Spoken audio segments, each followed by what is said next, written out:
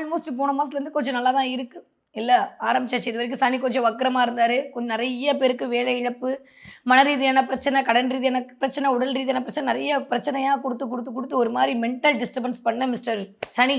அழகா எகைன் திரும்ப வந்து வக்ர நிவர்த்தியாகி 6ஆம் இடத்தில் உட்கார்ந்து உங்களுக்கான வேலையை இயக்க துவங்கி விட்டார். மத்த எல்லா பிளானட்டரி பொசிஷன் ஆல்மோஸ்ட் சூப்பர். ராசிநாதன் போய் எனக்கு தெரிந்து 3ஆம் இடத்துல முயற்சி ஸ்தானத்துல அமையக்கூடிய தன்மை அப்படின்றது வாவ் ஃபென்டாஸ்டிக்கான டைம். துளாராசிக்காரர்களை பொறுத்த வரைக்கும் இந்த தடவை நான் ஆல்ரெடி சொன்ன மாதிரி 15 நாட்கள் கிரகங்கள் ஒரு வீட்லையும் அடுத்த 15 நாட்கள் கிரகங்கள் இன்னொரு வீட்லையும் இருக்க போகுதுன்ற மாதிரி 4 கிரக சேர்க்கை இந்த வருடம் ஆரம்பிக்கும் போதே இந்த மாதம் முழுமையும் இருக்கு.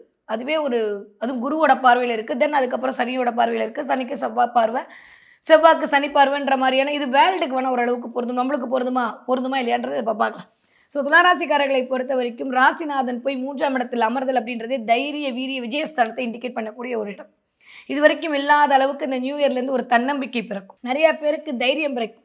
இது வரைக்கும் வேலையில் இருந்த பிரச்சனை இல்லைன்னா ஆல்மோஸ்ட் 5ஆம் இடத்துல போய் சனி அமர்ந்து 5ஆம் பார்வையாக அப்படி அழகாக அவங்கள பார்க்குறாரு 9ஆம் இடத்துல அமர்ந்து.